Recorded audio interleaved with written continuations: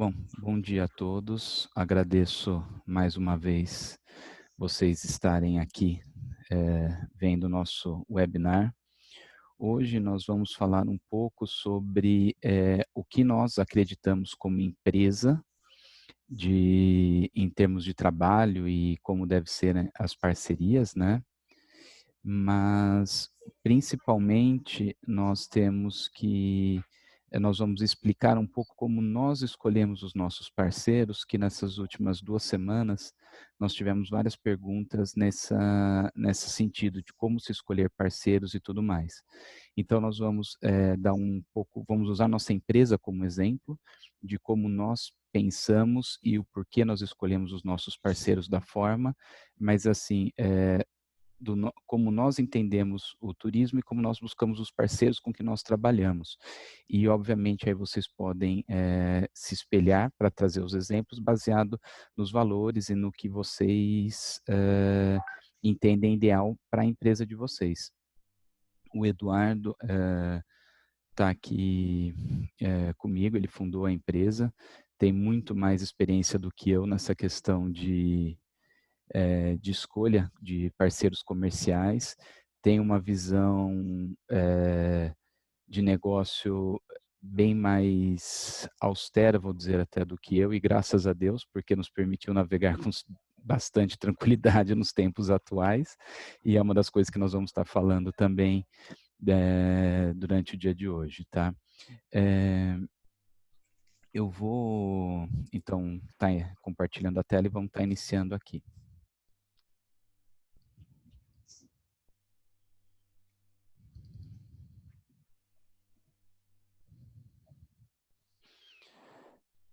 Opa.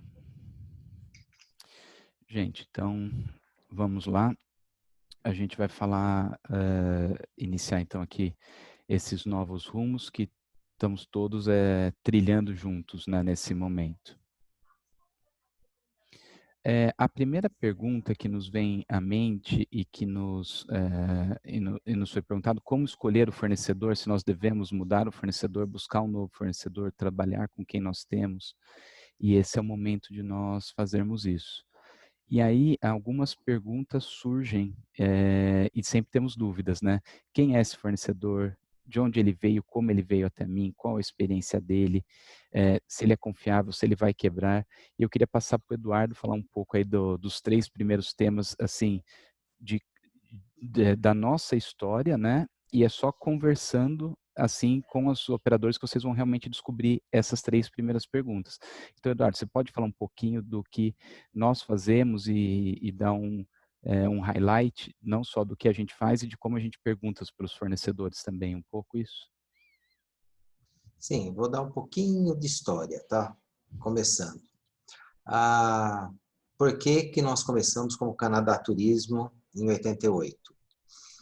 Eu vim da área também de importação e exportação e eu ia muito para o Canadá, tá? Desde 83, 84.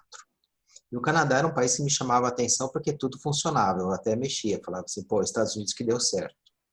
E como eu vim de uma área que tudo tem que ser muito positivo, muito certinho, que a importação e exportação, com muita responsabilidade, tudo funcionar.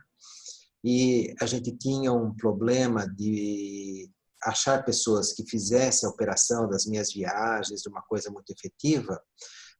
E a minha família sempre foi de viajar muito, e nós começamos a ser referência, da turma vinha perguntar o que a gente fazia, o que não fazia.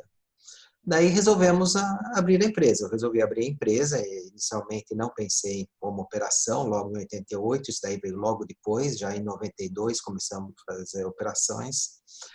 Por quê? Porque a gente via que o mercado tinha uma postura diferente da nossa. A nossa era muito efetivo, muito positivo, o que é para ser feito, o que não é, qual a responsabilidade, como que tem que fazer, não tem, acho que dá certo, talvez dê certo. Esses acho, esses talvez, não pode existir no turismo.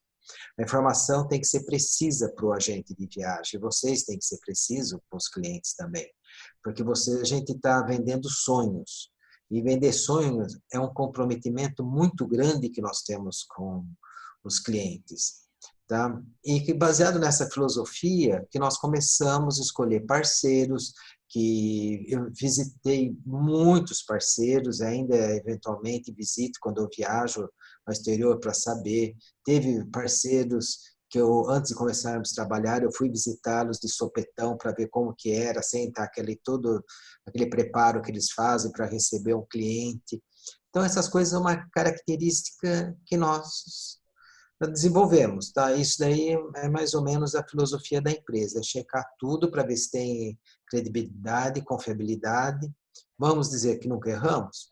Erramos. Uma vez nós trabalhávamos com uma empresa enorme do Canadá, inclusive a gente tinha até um depósito, graças a Deus que não era muito grande, e eles faliram.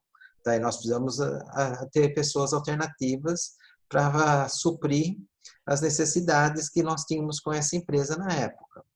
Mas no final, o que conta para a gente, que é muito importante, que eu sempre falo e sempre falei para o Fabiano, para o Gabriel, e quem me conhece longa data, eu já devo ter dado esse exemplo, o que vale no fundo é quando o passageiro deita na cama à noite, naquele hotel, põe a cabeça no travesseiro e fala, putz, meu, que viagem que eu estou tendo, que tranquilidade, como está tudo tranquilo, sem problemas, sabe?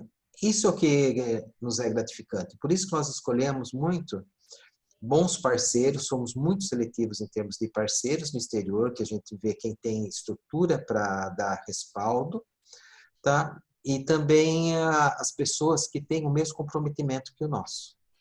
E aí, nessa questão, é importante saber, quando a gente fala assim também da experiência, por exemplo, o Eduardo fundou em 88, então, óbvio, ele tem 32 já no ramo de turismo.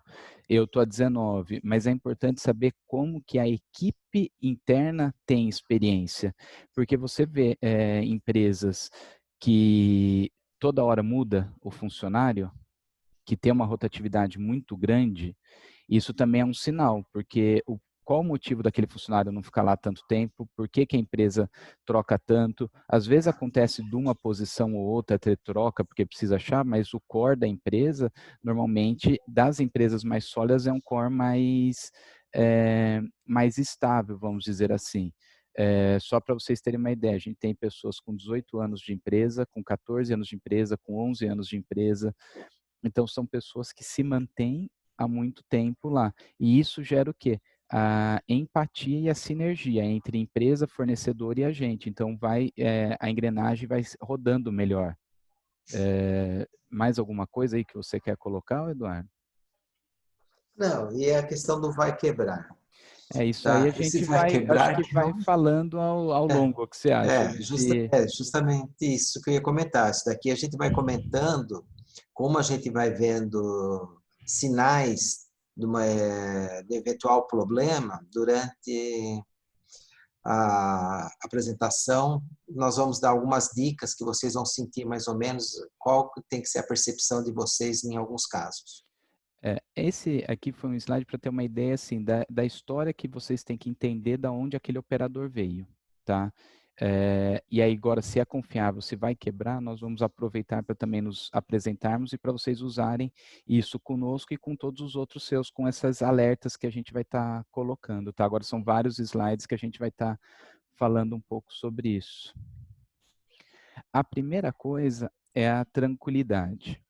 Tá, quando a gente escolhe um fornecedor lá fora, e acredito que com vocês aqui, vocês escolhem um fornecedor que vão te dar tranquilidade. Tranquilidade, como a gente está falando, que não vai quebrar e todos os mais, mas também tranquilidade que vai resolver eventuais problemas, porque os problemas vão surgir, tá?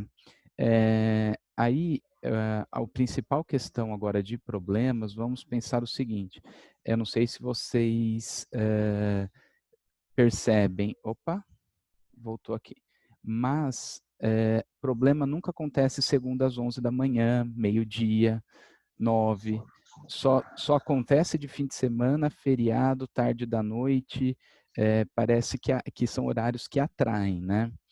E nessa questão de problemas, eu vou colocar o seguinte: telefone 24 horas, o que é mito e o que é verdade nisso. E aqui é uma grande diferença hoje que também nós vemos que as agências vão sair na frente das OTAs, tá? E alguns operadores na frente de outros. Por quê? Telefone 24 horas é quase uma obrigatoriedade hoje. Todo mundo fala, eu tenho atendimento 24 horas, eu tenho contato 24 horas. Beleza, nós temos também o contrato 24 horas, tá? Mas quem atende esse telefone? Como é feita a solução do problema através desse telefone? Qual é o tempo de resposta desse telefone ou desse contato? Como que funciona de fato isso quando você precisa? Essas perguntas são importantes serem colocadas, inclusive quando vocês estão escolhendo um fornecedor, porque se ele tem um call center 24 horas, cai nesse call center e até ter uma solução desse problema, tem um longo caminho, vamos dizer, a ser percorrido. Tem alçadas a serem alcançadas. Como que funciona isso? Eles dão autonomia para esse pessoal do 24 horas ou não dão autonomia? Como que é feito essa análise do suporte quando se precisa, tá? E aqui é muito importante, principalmente nesse momento pós-Covid, onde pode ter alteração, hotel fechando, mudanças, podemos ter várias questões que ocorram ao longo de uma viagem, que vai ser importante ter esse suporte. Vocês dão para o seu passageiro o seu telefone, aquele celular que vocês vão atender 24 horas. E vocês precisam do respaldo do seu fornecedor, de quem você está atendendo, e saber que esse fornecedor tem respaldo dos fornecedores dele, porque nós estamos numa cadeia, né?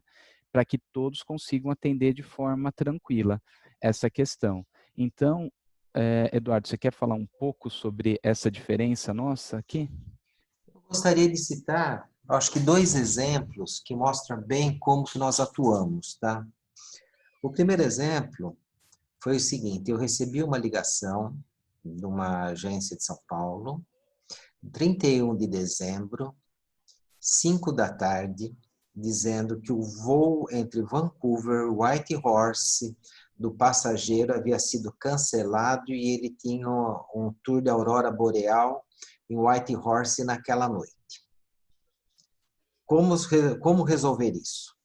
Eu falei para a agência. Primeira coisa, o passageiro está no aeroporto, né? Está. Então, faz o seguinte: veja com ele, para ele procurar a empresa aérea, ver para onde eles endossam, como eles conseguem embarcar para Whitehorse assim que você conseguir isso, você pede uma foto do WhatsApp do cartão de embarque para me ter certeza do que está acontecendo e eu tomo as providências.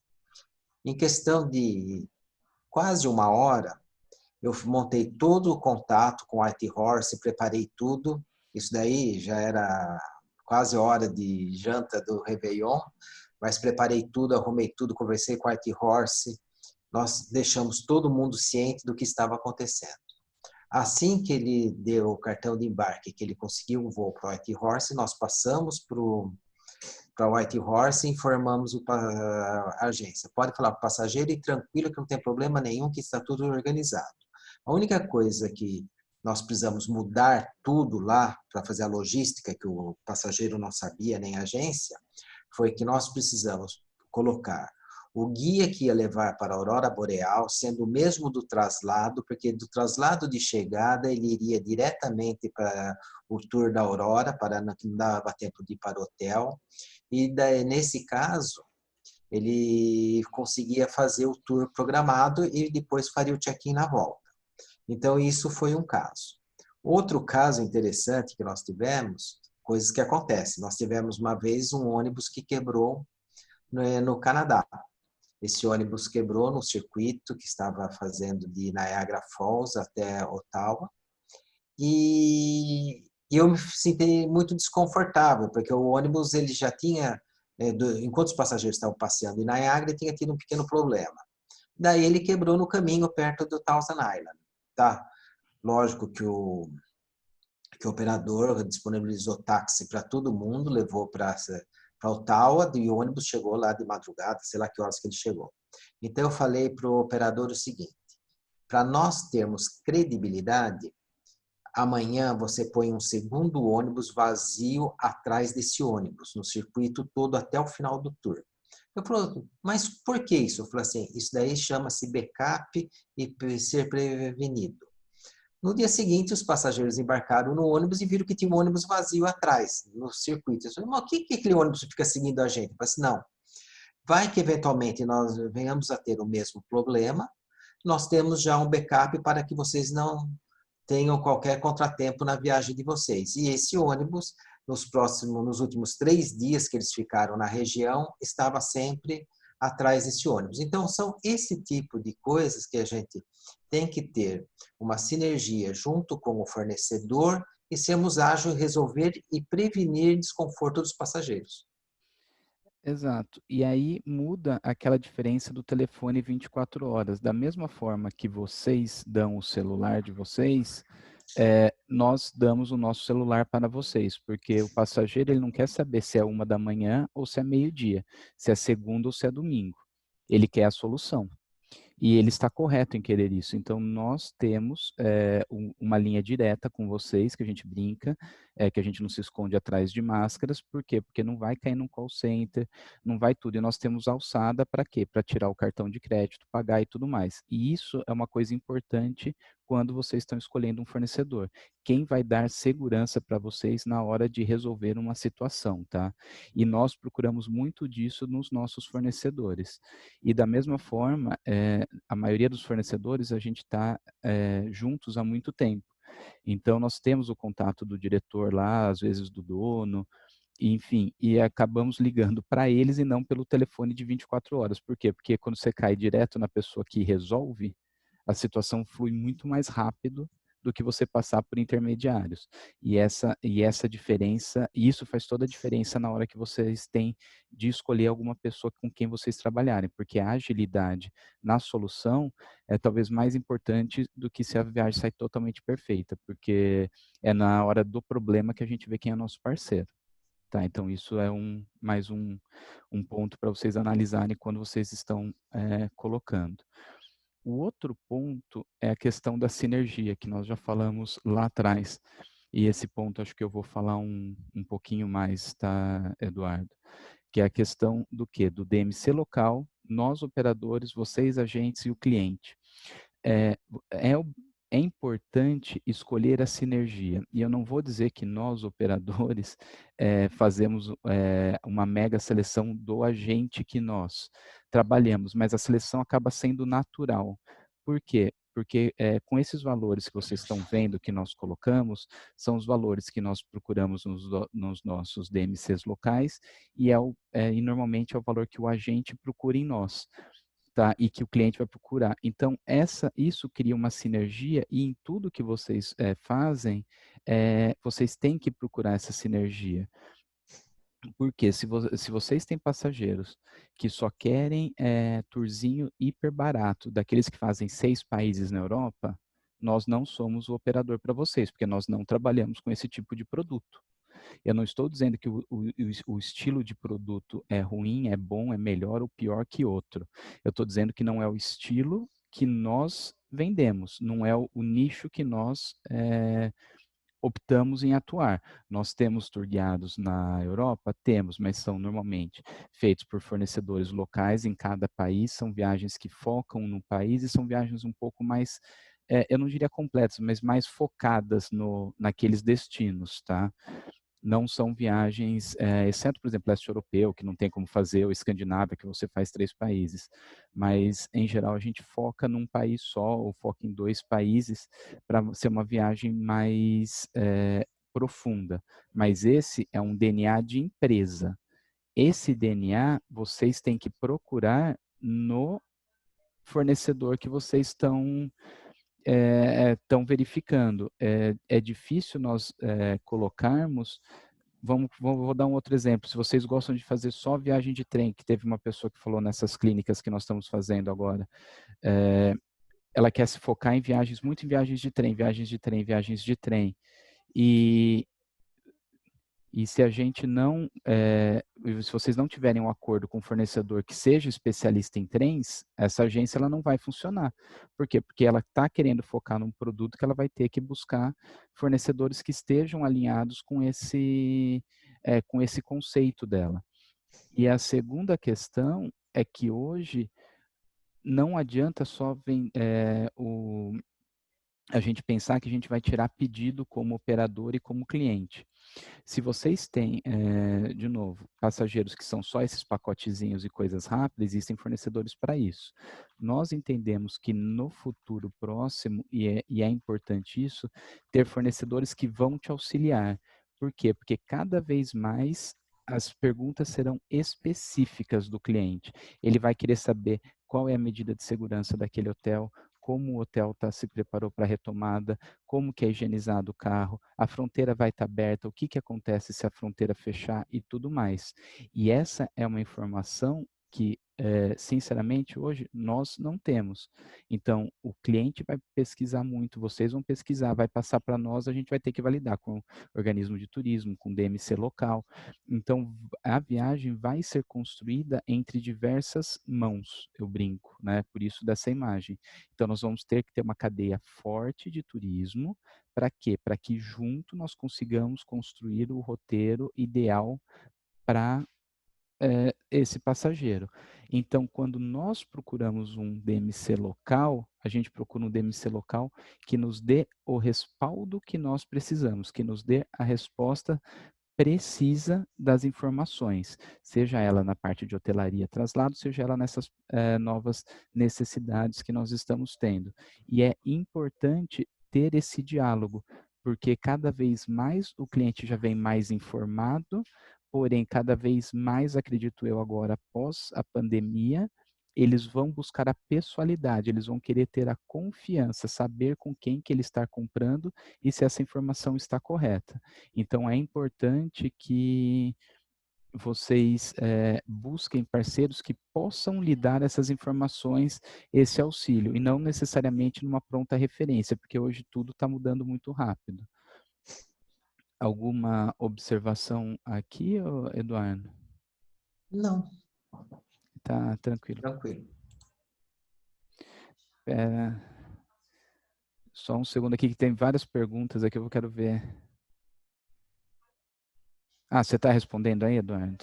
Não, respondi uma só para a Quênia. Ah, tá. Então, é que eu estou vendo aqui, então eu vou deixar passando. Então, pensem em trabalhar com quem vocês tenham sinergia, tá? Isso é importante, porque vai ser importante construir essa viagem de uma forma conjunta num futuro. E nós procuramos DMCs, óbvio que a hora que você conhece não é possível, mas a partir do momento que você começa os primeiros trabalhos, você já vê se eles respondem precisamente, se eles mandam tudo genérico, como que é feito o trabalho. E da mesma forma, vocês conseguem com o operador aqui trabalhar dessa forma. Aqui eu vou entrar num tema que é um pouquinho mais polêmico e do que a gente busca nos nossos fornecedores, tá? Eu queria saber se vocês concordam com isso que está escrito aqui no slide, se vocês puderem mandar no chat, só para a gente ter uma ideia rápida.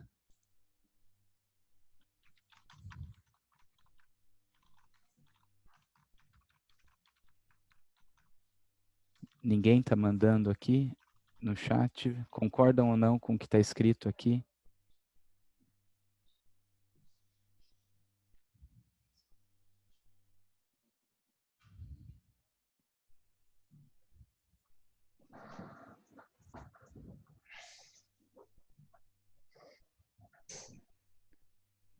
Gente que concorda, gente que não concorda, tá bem interessante. Então tá. Isso que eu coloquei aqui, pessoal, foi realmente, isso é o passo final, tá? O que nós realmente vendemos e que nós acreditamos que nós temos que buscar num fornecedor são esses Isso que está nessa tela, tá? Eu vi bastante gente respondendo e acredito que estão dentro. E o que nós temos que buscar nos nossos fornecedores lá fora, e a mesma questão que talvez vocês tenham que buscar no fornecedor de vocês, tá? É o quê? É a qualidade, é o expertise, esse conhecimento, informação. E por que que nós temos que buscar isso? Se nós falarmos que nós vendemos hotel ou passagem aérea já não dá mais comissão, vocês sabem disso. É DU, então nós não vendemos. A gente vende a nossa consultoria, que a gente cobra taxa de serviço para vendermos a passagem aérea, para achar a melhor rota, o melhor ponto a ponto, ou às vezes compor uma rota aérea com várias conexões dentro de um bilhete. É esse conhecimento que está agregado, é isso que nos remunera. O bilhete aéreo remunera a empresa aérea. A mesma coisa é a curadoria na questão de hotelaria, é a curadoria de que guia vocês vão usar, como que esse guia é preparado, toda essa questão, esse é o valor que nós, agentes de viagens, temos, tá? O valor de dar a segurança para o passageiro. Eduardo, você quer completar alguma coisa ainda aqui ou posso ir seguindo? Eu acho que isso daí, tudo, está com aquele exemplo que eu falei que é uma realização para nós. O passageiro chega, deita, põe a cabeça no travesseiro e fala, que viagem, porque ele sabe aonde ele está, o respaldo que ele tem, o como foi tratado, os detalhes da viagem dele. Tá? Nós temos N exemplos para citar, N, tá? Eu não vou ficar aqui falando de exemplos com vocês, mas se alguém tiver curiosidade, depois pode perguntar o que que a gente pode criar para deixar o passageiro de uma forma muito confortável no destino e que nós podemos também fazer para que ele sinta que a agência que ele comprou faz diferença na viagem dele, para ele não pegar e achar que a agência que está comprando um produto nosso é igual a agência da esquina que está pegando querendo brigar com preço. Tá? E nesse momento, o que a gente acredita e acreditamos, a gente já teve essa reunião entre os diretores, é que vai voltar um pouco a pessoalidade na relação do turismo. Nós todos vivenciamos a questão do crescimento das OTAs e que prejudicaram, mas em diversos países a gente já está vendo um movimento, já estávamos vendo um movimento de retorno para as agências físicas acima das OTAs. Nesse momento, todo mundo que comprou online, voltamos naquele 24 horas. Eles têm o atendimento 24 horas, só que você tem 2 horas, 3 horas, 4 horas para você ser atendido. Eu tenho um amigo meu que ele desistiu, ele perdeu R$ 300 de uma passagem aérea, ele é promotor. Ele falou, não, Fabiano, eu não aguentei, eu comprei direto uma viagem a trabalho, eu estava já 6, 7 horas esperando, ligando, voltando, mudando de número. Eu falei, ó, não vale a pena os R$ 300. Eu vou perder 1, 2 dias meus de trabalho e de vida para ir atrás. Então, muitas pessoas que iam em OTAs ou não conseguiram, ou tiveram perdas e multas, até porque muitas OTAs não seguem as leis do Brasil, porque elas não estão baseadas no Brasil, né? Isso é importante. Mas o que acontece, quando você vai na OTA, a OTA não, além de não dar a qualidade e o expertise que vocês têm e que vocês estão adquirindo ao longo de todos esses treinamentos, né, não tem aquele conhecimento do que eu já mandei um passageiro para esse hotel, o passageiro amou, então eu vou mandar de novo. O segundo amor, eu vou continuar vendendo o hotel, porque é um hotel bom. Na OTA ele não vai ter essa informação, ele não vai saber isso. Ele não vai ter as dicas que os seus passageiros trouxeram para vocês e que vocês vão armazenando, porque você sabe que a dica de um passageiro 5 estrelas vai funcionar mais para um passageiro 5 estrelas que para um passageiro 3. E a dica de um passageiro 3 talvez funcione muito bem para aquele 3 e 4, mas você não pode repassar para o quinto. Essas informações que vocês vão coletando em feiras, que vocês vão coletando ao longo da sua jornada profissional, ao longo da experiência de vida, das viagens de vocês, é uma questão que que é difícil de ser feita. Tá? O Eduardo, você se fala que você é o centro de informações, né? Você quer falar um pouquinho disso? Que você Não, eu sobre posso isso? falar. Alguém pediu para você voltar um pouquinho no slide anterior para dar uma olhada, tá, Fabiano? Tá, O, tá. o que eu gosto muito de fazer, tá, é discutir roteiros com as agências de viagem. E, na realidade, há uma troca de informação muito grande, porque a agência, ela fala assim, eu tive um passageiro que gostou desse lugar, mas eu falo assim, mas tem essa alternativa que pode ser melhor. Que legal, essa alternativa que você está me falando agora, eu acho que pode ser mais interessante do que a que eu iria te sugerir para você. Então, o que acontece? Eu sempre falo que o operador, quando ele se preocupa, né, em fazer coisas mais efetivas, tá? E com mais critério, ele começa a ouvir com muito carinho os agentes pelas informações que eles têm, vê a credibilidade do passageiro que passou para a agência tal informação, e tudo isso vai indo para o HD que está dentro da nossa cabeça, tá? Então, que a gente fica com um banco de dados de informações baseado no network que a gente tem com as agências muito grande. Então, de repente, uma agência que teve uma experiência muito boa, ela avisa, e se ela teve ruim, ela avisa. Nessas trocas de informações que nós temos, tudo isso vai acumulando. Então, na realidade, quando a gente fala com uma agência, a gente tem uma carga de informação muito grande, com feedbacks recentes de outras agências que tiveram experiência. Então, a minha função na empresa, além de não fazer nada quando eu faço alguma coisa, é justamente conversar com os agentes e discutir roteiros e fazer sugestões, tá? E isso daí é uma troca de ideia, não é? Para a gente ver como a gente pode melhorar a viagem. Isso daí é um negócio que dá prazer para mim fazer, tá? E que normalmente não existe uma pessoa de produtos, né, nas operadoras que possa ficar discutindo o roteiro com você de uma forma efetiva, principalmente se já conhece o destino, coisa assim. Essa é a diferença de uma empresa que não é tão grande, que você consegue personalizar muito mais. É impossível ter uma personalização com um volume de massa. Isso daí a gente vê, o exemplo típico é banco, tá? Vamos pegar, assim, Bradesco e Itaú, vai, que é bem conhecido. O Bradesco, ele pega, quando ele quer personalizar mais, atender melhor o cliente, ele tira do Bradesco e passa para o Prime, tá? Como o Itaú passa para o Personalité. Não, esse cliente precisa de muito mais personalização, ele precisa de muito mais critério, precisa muito mais carinho, precisa ser mais bem tratado, precisa de mais alternativas, é mais exigente. Daí ele passa para o Private do Itaú ou passa para o Private do Bradesco. Então, na realidade, a mesma marca da Bradesco e Itaú, que eu estou citando como exemplo, mas os outros também têm, tá? Como tem o Santander com o Rangol, o Banco do Brasil, todos têm 3 segmentos dentro do mesmo banco, da mesma instituição, dependendo da demanda. O que eu acredito, tá, que a nossa empresa está segmentada, não no volume de massa, que não é o nosso interesse, e já começa, vamos supor, de um Prime, de um Personalité para cima, onde a gente consegue dar realmente um suporte mais efetivo para os clientes e para as agências. Tá?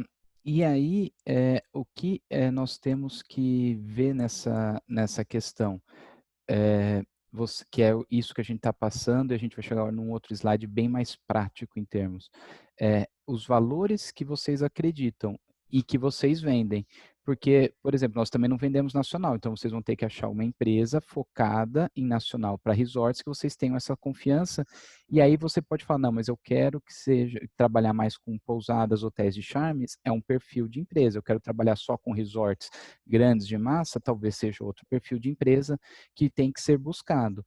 E a segunda coisa, nós criamos esse banco de dados, vamos dizer que a gente faz até roteiros personalizados na Signature e tudo mais.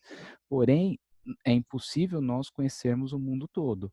Então, volta lá, quando nós escolhermos os nossos parceiros locais, a gente sempre procura parceiros que vão nos dar essa informação. E muitas vezes a gente trabalha e fala, olha, eu vou naquele hotel, e o parceiro retorna e fala, olha, esse hotel está um pouquinho cansado, né, para não dizer caído. Vamos trabalhar com uma outra opção?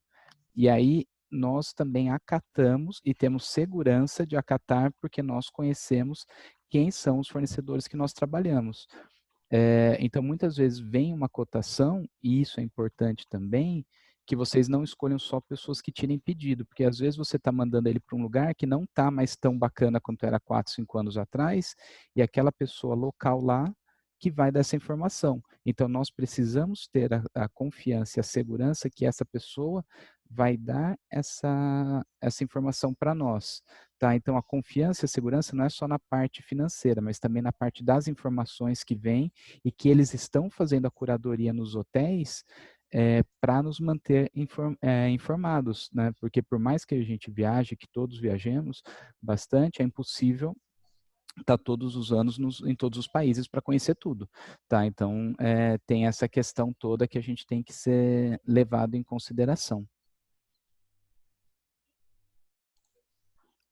Deixa eu passar aqui para o próximo. Agora eu vou passar para o Eduardo para ele dar algumas informações dessa questão da montagem de roteiro, Eduardo. Aí você vai pedindo para eu passar os slides, por favor. Tá. Na realidade, Opa. isso daí é uma coisa que a gente tem que ter muito critério quando a pessoa escolhe um destino. Nós temos que ir a fundo para descobrir todas as expectativas da pessoa. Vamos supor, o exemplo aí que o Fabiano pôs, vamos supor de África. Tá? África, a gente tem um trabalho muito grande, quem já acompanhou os nossos outros webinars sabe.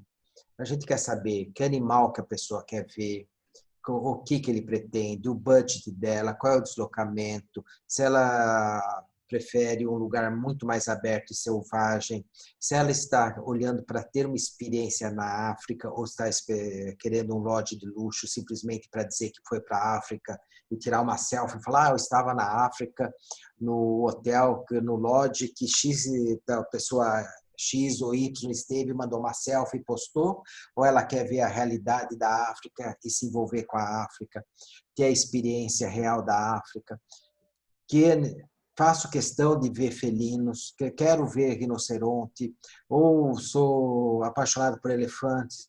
Tudo isso faz uma diferença muito grande quando você vai orientar que destino a pessoa deve viajar.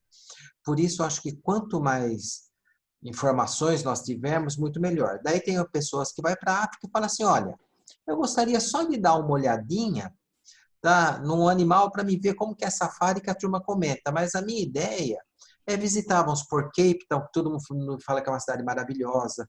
Quero visitar Robben Island, onde o Mandela ficou preso. Quero ir em Joanesburgo visitar o Museu do Apartheid.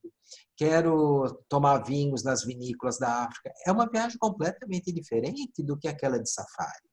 Então, nós temos que detectar qual a expectativa da pessoa, o que eles procuram, para podermos realmente fazer uma viagem que se encaixe, tá, em tudo que eles esperam. E muitas vezes é mais fácil, mais prático pegar, não, tem esse roteirinho padrão, faz esse roteirinho padrão, faz isso. Mas isso vai frustrar. E a gente sabe que o investimento é grande hoje em qualquer viagem, principalmente atualmente, com o poder aquisitivo caindo e o dólar subindo. Então, a gente tem que ter muito respeito ao dinheiro que o passageiro está gastando, porque ele tem que usufruir e ter um bom retorno. Outra, nessa foto aqui, mostra também experiências na África. Pô. Eu quero nadar com tubarão, quero ter a experiência de ver com tubarão. Eu, por exemplo, não tenho interesse, mas tem gente que adora. Outra coisa muito importante é em relação a cruzeiros, aí, que tem no próximo slide. Quando a gente fala em cruzeiros, tá? A gente tem as opções, tá, de N cruzeiros. Então, como que a gente vai escolher o cruzeiro ideal para o nosso passageiro? Como que a gente faz? Existem os cruzeiros que nós chamamos, entre aspas, de popular, né? Que são as que têm navios muito grandes. O maior navio do mundo, o segundo maior navio do mundo, o maior navio da frota. Isso é para um tipo de passageiro específico. Eu não digo que eu nunca fui, inclusive agora em janeiro eu fiz um cruzeiro com os netos, com a família, tudo num navio grande, porque o navio pequeno não era característica de criança, a gente queria ver os netos se divertirem. Então, são cruzeiros diferentes, expectativas diferentes. Então, a gente tem que saber muito bem que cruzeiro recomendar. A hora que a gente pega um Silversea, a gente sabe que a faixa etária é mais elevada, a gente sabe que tem mordomo nas cabines, a gente sabe que existe um requinte na comida, não é aquele... Eu vou falar meio uma forma pejorativa, mas não é bem isso, porque a qualidade é muito boa, tá? Mas não é aquele self-service que existe normalmente no último piso, sabe? Então, existe mais um requinte, mais tranquilidade, o timing da viagem é diferente. Por quê? Porque o público, a faixa etária que vai num navio menor, ele quer uma coisa mais intimista, mais personalizada, e são pessoas com uma faixa etária maior. Então, é um outro time e outro tipo de energia e atividades que existem num cruzeiro maior, onde tem um valor mais acessível e que tem e trabalha com a massa, como que eu falaria lá, o Bradesco, vamos supor, ou o Itaú, fazer uma comparação com o banco que fica bem fácil para vocês visualizarem. Então existe, nós temos assim no cruzeiro, teoricamente, que a gente classifica internamente 3 estrelas, 4 estrelas, 5 estrelas. Então, e às vezes a gente tem medo de oferecer um cruzeiro melhor e oferece um cruzeiro simples. E o passageiro fala, pô, não gostei, muita gente, fila para tudo. Ele não era o cliente do cruzeiro, tá? Ele era um cliente de um cruzeiro melhor, mais sofisticado, mais tranquilo. Ou se não, a gente vende um cruzeiro mais sofisticado, tá mais tranquilo, e fala, pô, mas é aquela agitação que eu queria atividades, queria tudo isso. Então, às vezes o cara tem poder aquisitivo, mas não é para um cruzeiro mais sofisticado. Às vezes ele não tem poder aquisitivo e ele é para um cruzeiro mais sofisticado. Então você fala assim, então vamos achar alguma coisa um pouco melhor para suprir a tua necessidade. Então, nós estamos citando experiências que a gente tem que detectar para o passageiro, tá? O que pode ser melhor para ele. E aí entra, Eduardo, escolher pessoas ou fornecedores, né, que tenham a capacidade para fazer isso. A gente deu alguns exemplos, né? Sim, Mas básico. simples. Mas você vai pegar, vou dizer até um bike trip, você pega uma pessoa que é especialista em bike trip, que vai dar esse tipo de noção para vocês, é um fornecedor diferente, provavelmente, de quem vai fazer uma viagem de fly and drive. Então, precisa ser ter a pessoa na empresa, eu não vou dizer que a empresa inteira precisa ser especialista, mas precisa ter uma pessoa lá dentro que saiba e dê todas as informações daquela viagem, que tenha o conhecimento daquela viagem. Porque hoje dificilmente uma empresa trabalha só com isso ou só com aquilo, mas você tem que ter o especialista dentro da empresa para dar as informações, alguém que tenha essa informação para você. E em todos os fornecedores que nós buscamos, a gente procura trabalhar com pessoas especialistas naquela informação, naquele roteiro, naquele tipo de viagem, tá? Então, tem que ter essa busca. Eu tenho uma observação importante para fazer, é o seguinte, eu não sei a idade das pessoas que estão nos assistindo agora, mas eu acho que é fundamental o que eu vou comentar e as pessoas vão entender. Se vocês estão na faixa de 40 anos, vocês têm uma experiência. Se vocês estão na faixa de 50, vocês têm outra. 60, vocês têm outra. 70, vocês têm outros. O time da viagem, para ser uma viagem que seja tranquila e que seja prazerosa, está muito relacionada à idade do passageiro e tempos de deslocamento. E isso acontece, às vezes, até umas discussões internas na nossa empresa, que a gente pega o Fabiano, que já não está mais tão novo mais, né, que ele já está com boa experiência, o Gabriel também na empresa, eles têm um time diferente de viagem do que eu tenho.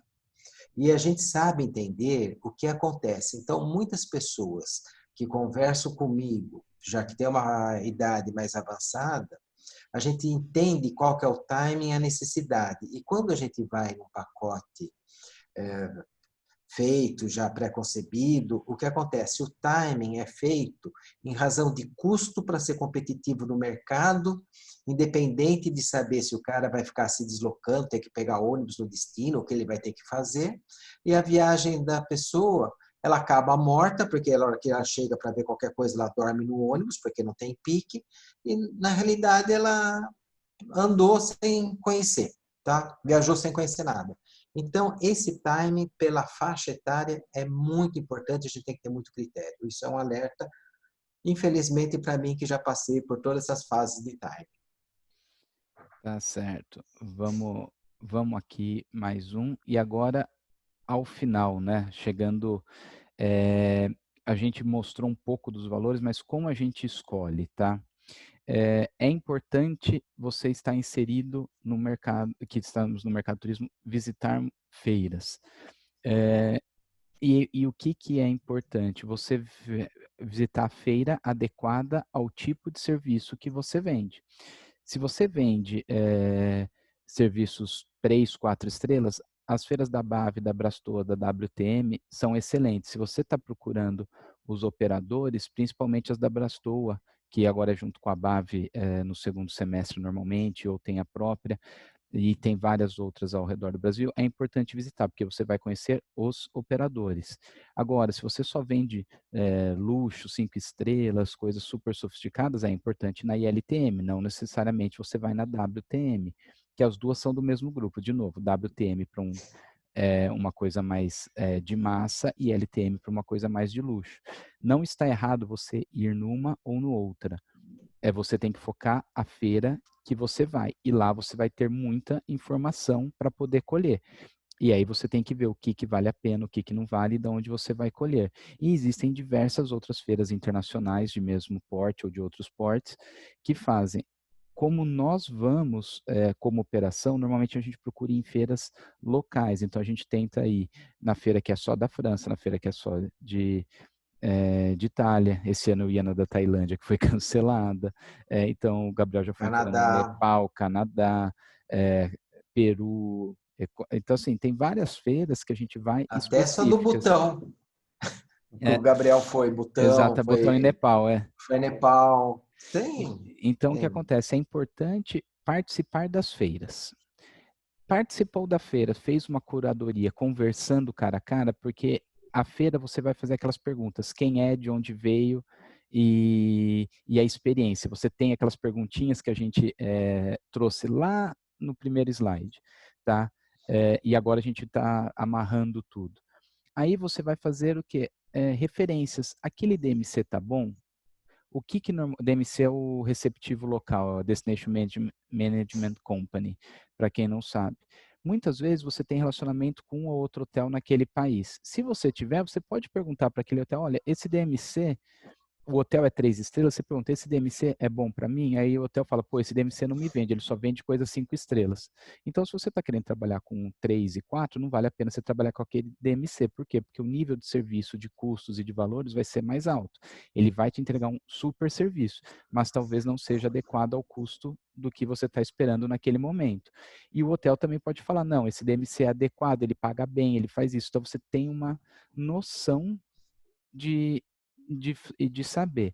E é perceptível. Quando o hotel começa a elogiar muito, você sabe que é bom. Se o hotel falar, é ok, trabalha, você já começa a sentir, conheço, né? Normalmente, Eduardo, eles falam, conheço, ouvi Sim. falar.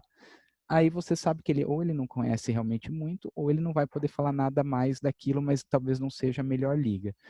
A mesma coisa, se você tem algum parceiro, sei lá, você pode perguntar do operador local ou para uma companhia aérea, perguntar sobre o operador local. Vamos chegar para a Air Canada, que a gente trabalha muito com o Canadá. Vocês conhecem a Canadá Turismo? Trabalham certinho? Eles vão falar da Canadá Turismo. Vou falar do operador XYZ, que falou que trabalha muito com você. Não sei quem é, como que funciona. Então, você consegue pegar referências, tá? De outras empresas. Nós, operadores, muitas vezes nós conversamos entre nós para saber, aquela agência trabalha certinho, paga bem, posso dar crédito, não posso. Da mesma forma, você com a agência pode fazer o caminho oposto. Olha, quem trabalha aqui com daquela raio de amigos que você tem, já ouviu falar desse operador? Funciona bem, não funciona? Onde você conheceu? Já teve problema? Teve problema? Solucionou rápido? Como é que é? Puxem essas informações, tá, com os seus parceiros. E até questão de hotelaria. Ah, pô, estou mandando o pessoal fazer esse tourzinho aqui da SATS. Alguém já mandou? Funciona bem? O tour é bom? Eu estou comprando através de tal operador, mas você já não está sabendo do operador, você precisa saber o tour lá. Então, você está puxando as informações. Referência, vários hotéis a gente descobriu, muitas vezes conversando com um hoteleiro, ele fala, olha, Eduardo, do nível desse hotel aqui meu que eu tenho no Algarve, ele indicou o Valverde, né, em Lisboa, que é um Sim. hotel boutique. Então, a gente estava falando de uma pessoa que tinha um hotel boutique, indicando outro hotel boutique. Porque, normalmente, as pessoas do mesmo nicho se conhecem. E, a partir do momento que você cria uma referência com um bom parceiro, ele vai te indicar outras pessoas que não conflitam com ele, que tenham a mesma característica, qualidade ou que ele confie, porque ele não vai indicar para você alguém que ele não confie, porque ele vai poder te perder como cliente. Tá, eu vou dar o exemplo do esqui, né, que às vezes a gente dá, esqui na Europa, por exemplo, vou esquiar em algum lugar, não é o nosso métier, a gente não faz, por exemplo, esqui na maioria dos lugares, exceto talvez Suíça que dê para fazer, mas, por exemplo, na França, normalmente a gente indica a Interpoint, fala, ó, vai lá que eu sei que o Fred e a Luísa trabalham super certinho. Então, a gente indica parceiros para quando a gente precisa, tá? Então, isso é importante, que são essas referências de parceiros aqui embaixo. Não obrigatoriamente você é competidor, vocês são, e nós somos pelo menos parceiros na operação. A gente se colabora para tentar crescer junto, tá? Então essa é uma referência hiper importante para se ter. E aqui, do lado direito, não sei se vocês estão vendo o meu mouse aqui, essas são os locais para você verem os red flags aqui no Brasil. Hoje é fácil você procurar pelo CNPJ e razão social das empresas, se eles têm dívidas, as certidões negativas deles de impostos, se tem processos trabalhistas, se tem ações civis, se está no Reclame Aqui. Isso é muito fácil de ser detectado, é muito rápido de ser detectado, tá? E vocês conseguem ter aí colocar ali um flag amarelo, um flag vermelho, um flag verde. Então, assim, se é uma empresa que não tem dívida, que não tem processo, que não tem ação, tal, beleza, ela está aparentemente relativamente sólida, porque não começou a aparecer nada. Se você tem uma empresa, vou usar o nosso tamanho, tá lá 15, 20, que tem 10 processos trabalhistas, você põe um red flag, porque é muito grande. Você não pode ter tudo isso. Agora, numa empresa, às vezes, você tenha 10 mil funcionários, ter uma dívida trabalhista, um processo trabalhista, também não é nada do outro mundo, é dentro de uma normalidade, tá? Então, vocês têm que ter essa parcimônia também para entender o que é. Porque as dívidas, o que acontece, principalmente na parte de dívidas e ali de processos maiores, se vocês verem isso em protestos, coisas assim, a pessoa, às vezes, tem uma dívida que é uma parcela do IPTU de 3 anos atrás. Pode ter esquecido de pagar aquilo, nem chegou para ele o conhecimento dele para ele quitar. Agora, se você vê que ele tem 3 anos devendo IPTU, está devendo isso, está devendo aquilo, já começa a ser bem mais preocupante. Então, essa questão à direita, vocês conseguem muito bem analisar um pouco de como vocês vão pegar essas informações.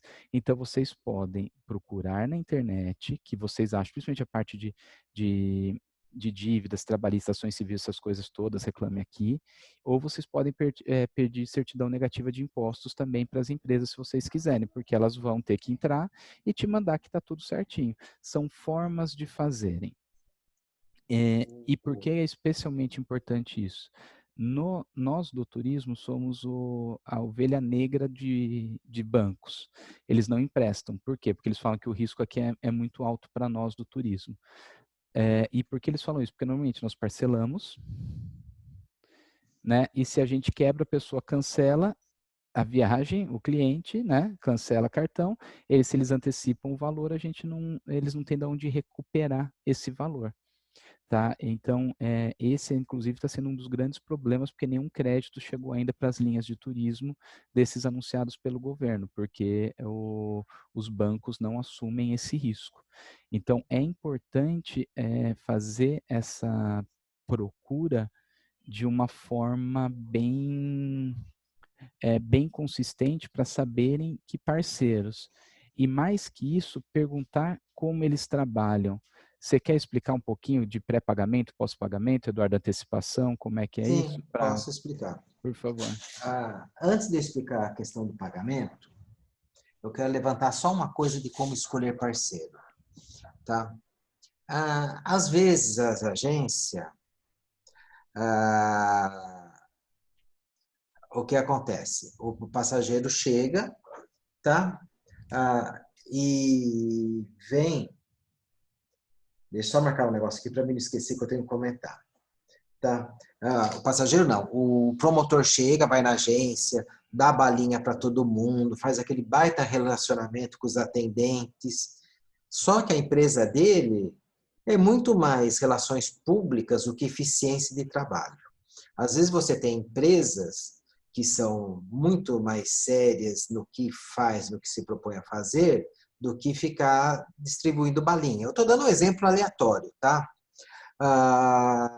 E outra coisa interessante é o seguinte, você tem um problema, vou fazer uma comparação com um problema médico, você tem uma doença, tá? Você vai no médico que é super simpático, que você sente tranquilidade com ele, isso aqui lá, mas não é efetivo para resolver um problema que você tem. Às vezes você vai no médico que é seco e fala, tem que fazer isso, isso, isso. Só que ele tem uma capacidade de resolver o seu problema muito maior do que aquele cara que foi simpático com você ou talvez tenha falado palavras que você queria ouvir e não tenha sido taxativo. Isso no turismo acontece muito. Então, isso daí é uma coisa assim, eu tenho muita amizade com muitos fornecedores lá fora, que são super simpáticos, mas não ganhou o grau de credibilidade que eu quero para trabalhar. Tá? Isso daqui é só um alerta, é a feito geral. Daí tem outras coisas que a gente faz. Venda direta. Muitas operadoras, eles pegam o seguinte, se o cliente contata direto, ele realmente quer vender direto, porque daí ele evita de pagar comissão ou até, às vezes, até do desconto do agente para fazer a venda. No nosso caso, nós não fazemos isso, tá? Porque a gente sempre pede o nome do passageiro quando a gente faz cotação, alguma coisa. Porque esse nome dele vai ficar atrelado à agência de vocês, que pediram a solicitação. Então, o que acontece? Se vocês passam para nós o nome, que as agências normalmente não gostam de passar, mas é uma proteção para vocês, porque se a gente recebe uma solicitação do mesmo passageiro, a gente não sabe que o passageiro é de vocês. Entendeu? Agora, se a gente sabe que é de vocês, no nosso sistema, nós vamos fazer uma carta para ele, dizendo que ele vai ser muito mais bem atendido pela agência, que a agência que é especializada em atender passageiro, nós não temos expertise, nossa expertise atende a agência, sabe? Então, nós vamos dar um embasamento para ele, para procurar vocês e informar que o valor que ele vai pagar com vocês é o mesmo que vai pagar com nós. Então, isso daí a gente está dando um suporte para vocês. Tá? E outra coisa também que eu queria citar, antes de falar só do pagamento, é o seguinte, que nós esquecemos de comentar lá atrás, é bilhete aéreo. Como bilhete aéreo a gente não ganha nada, se emitir conosco, é preferível que nós podemos ser muito mais ágil em caso de problema do passageiro dentro da viagem. Em vez de vocês falarem com o consolidador passar para vocês, vocês passarem para nós, a informação já vem no nosso sistema e a gente já toma ação muito rápido e informa para vocês a ação que tomamos. Tá? Agora vamos falar na questão do pagamento. A maioria das empresas, são pouquíssimas que não fazem isso, tá?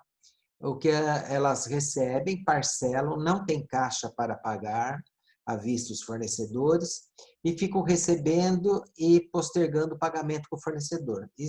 Quando dá uma diferença cambial, o que acontece? Eles não têm mais perna para fazer os pagamentos, porque o dinheiro que eles têm para receber não paga mais, tá? E o que acontece desse jeito? Quando acontece isso, tá? Eles ficam insolventes, porque ele não tem o capital para pagar, e daí quebra. Isso daí aconteceu, já que a gente sabe, vou dar um exemplo bem antigo para não comentar coisas novas aqui que pode estar para vocês, mas teve o caso da Soletur, tá? Que há muitos anos atrás, que é antigo do turismo, sabe que quando deu uma diferença de valor, a Soletur pegou e simplesmente ela quebrou, porque ela não tinha mais caixa para pagar, tá? E então esse tipo de problema é muito sério. Então você tem que ter uma empresa que tem muita, como se diz no popular, bala na agulha para poder ter isso. Que o nosso procedimento é sempre o seguinte: nós não vivemos de especulação financeira. O nosso foco não é finança, não é especular com câmbio, não é ganhar nisso. Tudo isso, tá? É uma coisa que não está no nosso métier. Tá? Qual que é a nossa função? A nossa função é receber do cliente, fazer o pagamento no exterior, a viagem dele está paga, está garantida. Por exemplo, quando começou essa pandemia, nós não tínhamos praticamente fornecedor nenhum a pagar lá fora. Todos estavam pagos. Então, nós temos todas as viagens dos passageiros garantidas. Então, estão postergando, remarcando, mas estão todos garantidos. Então, enquanto se uma operadora ela não antecipou qualquer problema com esse diferencial de câmbio, que estava em torno de 4 e hoje está 5 e alguma coisa, ele vai ter que bancar 25% do valor. Então, ele não consegue, porque a margem do operador é pequena. Então, o que acontece? Isso é uma coisa que é um problema sério para vocês saberem quem está fazendo antecipação, quem não está, como atua cada um. Isso daí é uma questão de vocês conversarem com outras agências, tentar trocar ideia para descobrir quem tem credibilidade. Tá? É mais ou menos isso. No nosso caso, a gente não faz antecipação, tá? Só para vocês saberem. A gente pega, faz todo o pagamento de imediato para que é uma garantia que o passageiro de vocês vão viajar. Tá. E aí, eu acho que uma última coisa para a gente deixar bem claro, e ninguém ria no slide, tamanho não é documento. A gente tem que saber que quanto maior, maior o tombo, existe essa expressão. Então, nós não estamos dizendo que as empresas grandes estão quebradas, tá? Longe disso, pessoal. Nós só estamos dizendo que vocês não precisam se balizar por empresas grandes. Eu vou dar o exemplo de ontem no treinamento do Tahiti, quem estava aqui no comecinho, a Chloe falou que o Intercontinental, que nós já sabíamos de Moré, tinha fechado, o Le Méridien também, e o Sofitel. Quer dizer, são 3 redes grandes, a rede não quebrou, mas aquele hotel fechou. Então, o que acontece? Provavelmente remarcaram, se reembolsaram, não sei quais são como eles estão fazendo, mas querer dizer que não é porque a pessoa é grande que nada pode acontecer. O que tem que ser visto é como o Eduardo falou, perguntar como que é feito o pagamento, se é pré-pago, se é pós-pago, tentar entender como a empresa funciona para vocês saberem as garantias que vocês vão ter. Tá? Então, nós tomamos essa política extremamente ríspida e antipopular de não reembolsarmos como padrão. Por quê? Porque se nós reembolsarmos todo mundo, e nós conseguiríamos, mas alguns grupos quisessem manter e o fornecedor lá de fora quebrasse, eu preciso honrar também essa questão de quebra. Então, eu preciso ter um caixa aqui firme para honrar tudo isso, que pode acontecer. Então, muitas vezes, as empresas pequenas, médio porte, trabalham de uma forma e têm uma solidez maior. Porque o que interessa, e vocês têm que entender, não é assim, eu vendi 1 milhão ou 100 milhões ou 1 bilhão. É como você guarda o seu capital para uma emergência disso, porque uma empresa que vende 1 milhão, pagando tudo certinho, ela pode estar extremamente sólida para pagar todos os seus compromissos dentro de 1 milhão. A de 100 milhões dentro de 100 é de 1 bilhão dentro de 1 bilhão.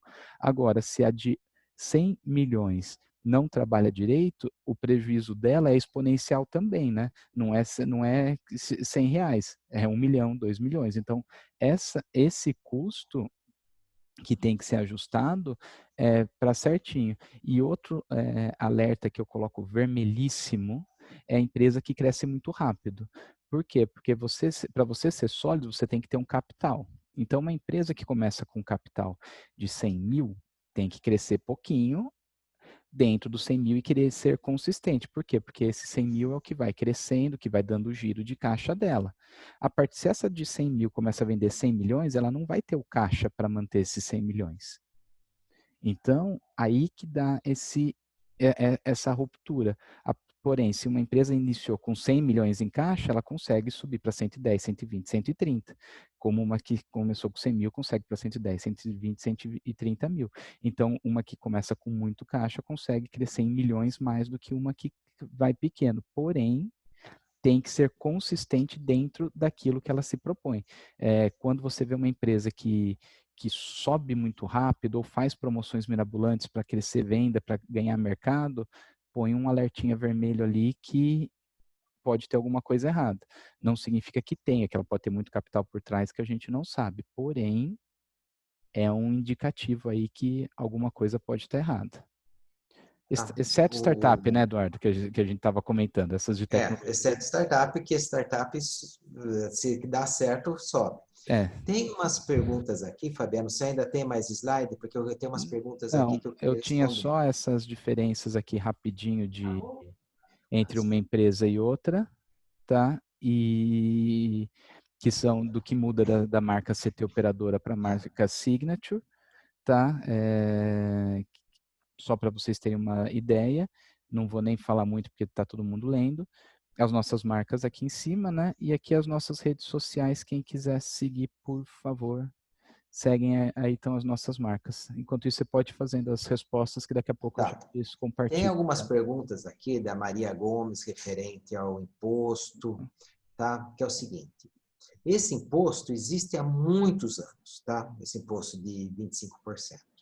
Daí, até uns 4 anos atrás, ele era isento. 4, 5 anos atrás, ele era isento porque tinha uma emenda que falava que até, acho que foi 2015, até 31 de dezembro de 2015, ele não seria cobrado. Quando chegou em 2015, deu aquele problema de todo mundo ter que pagar. Daí, o turismo, vocês lembram, acho que nós ficamos em janeiro, fevereiro e março numa briga, né, há uns 3 ou 5 anos atrás. E daí o que aconteceu? Foi negociado junto ao governo na época, porque eles não querem perder receita, que ia acontecer o seguinte: eles iam aumentar o IPI do chocolate e do sorvete, que compensaria a redução do IPI das viagens. Isso, o IPI não, do imposto da viagem. Então, a receita manteria igual. Isso daí foi feito com vencimento agora no final do ano. Quando chegou no final do ano, agora naquela alteração, o que aconteceu? Foi feito para ser mantido esse mesmo valor. E na época, lá atrás, quem pagava no cartão não tinha esse IOF, que é também um imposto, nosso imposto de renda do cartão IOF, que fazia com que os pagamentos no cartão no exterior ficassem mais baratos. Daí o governo levantou IOF no exterior para 6% para equiparar o que a gente pagava no imposto de renda. Então equilibrou o mercado, tá? Por aí. Daí o que acontece? O mercado ficou equilibrado, agora foi para a medida provisória de prorrogar isso, foi para o Bolsonaro, e a questão de uns 15 ou 20 dias, o Bolsonaro, ele pegou e barrou esse item de manter a nossa taxa em 6%, então voltou a ser 25%. Tá? E agora está tendo uma briga com a gente, tá? Com a gente que eu falo, que seriam os operadores, todos querendo que volte pelo menos os 6. O ideal seria ser isento, mas pelo menos 6 do que 25, porque a gente conta de baixo para cima, equivale a 33. Então, isso daí é um negócio que a Abrastoa, da empresas de navegação, todas as organizações estão brigando para tentar voltar essa redução para 6, que deve voltar. Deve, não sabemos quanto, hoje existe essa tributação ainda. Então, além de todos os problemas que nós temos, uma grande quantidade de países tem essa tributação. Alguns não têm, mas uma boa parte tem, tá? Então, infelizmente, hoje não temos ainda o que fazer. Aqui vocês estão perguntando se a operadora ela manda o comprovante para o exterior. Nós não mandamos porque a gente faz um pacote de remessa. Então, nós não temos remessas, a maioria das vezes são remessas individuais. Então, a gente pega, vamos supor assim, a tua venda para um determinado receptivo foi de $3.000, nós estamos mandando 20 mil, sabe? Então, isso daí para vocês não teria função nenhuma, porque vocês não estariam identificando que remessa é para cada cliente, tá? Isso daí, então, não teria muito o que fazer, tá? É, Ah, você está me perguntando se a pessoa se o débito do fornecedor no site da Receita Federal, ele recebe notificação dessa pesquisa? Não, não recebe, não. tá, então esse aqui já foi Pode consultar à colocado. vontade. Exato. A questão, o que a gente pode pedir para algum fornecedor ou outro, num caso específico, talvez não para todos, porque senão a gente vai só fazer isso quando voltar tudo, mas é pedir para eles mandarem um e-mail informando que está quitado esse passageiro e tudo mais. Isso é bem tranquilo, porque não teria grandes problemas, né? A gente consegue essa informação dele se for necessário. Eu nem vi quem perguntou, tá, Eduardo? É que eu estou vendo aqui, mais ou menos, tem uma pergunta que agora não sumiu quem perguntou. Não, mas tudo bem. Mas Mas é isso. E aqui eles estão falando que mais comentários, não seria tanto. Gente, alguma pergunta técnica aí dessa questão de mais de remessa ou de envio, enfim, alguma dúvida de tem uma pergunta aqui, como. só que eu iria responder depois, que fala assim, além disso, o valor neto do operador é confidencial, me parece. Olha, vocês podem acreditar o seguinte, que a parcela, a porcentagem de valor que fica para o agente de viagem é muito, vou falar de novo, muito maior do que fica para uma operadora.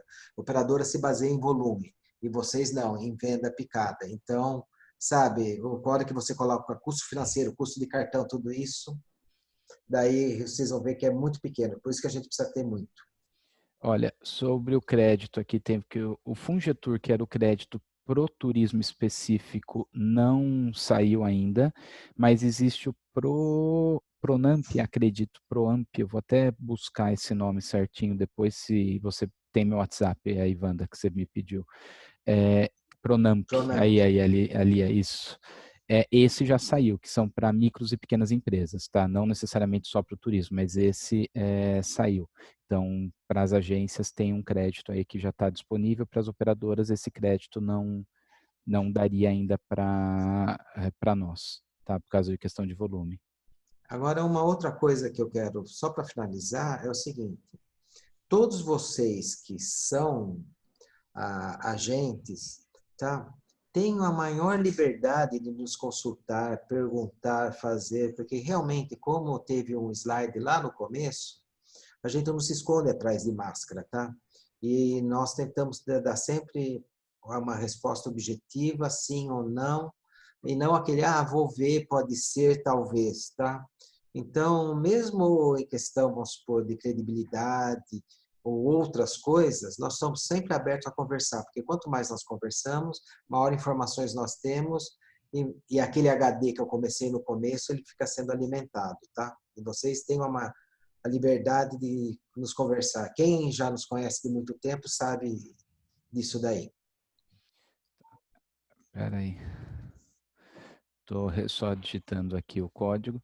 Então é isso, gente. Muito obrigado aí pelo tempo aí de vocês. Se tiverem qualquer dúvidas, estamos à disposição, como o Eduardo falou, e esperamos vocês amanhã, que amanhã temos mais um treinamento, amanhã é Portugal.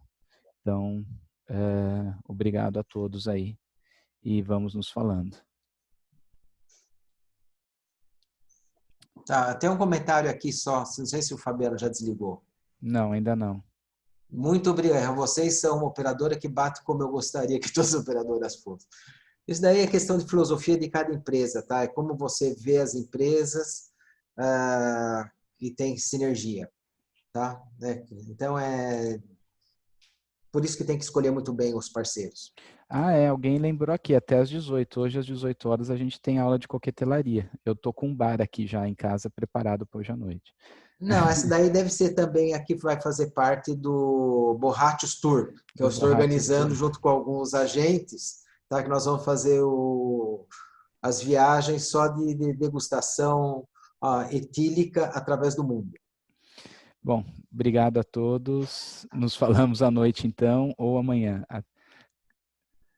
Até mais, gente. Até logo. Tchau, tchau. Tchau.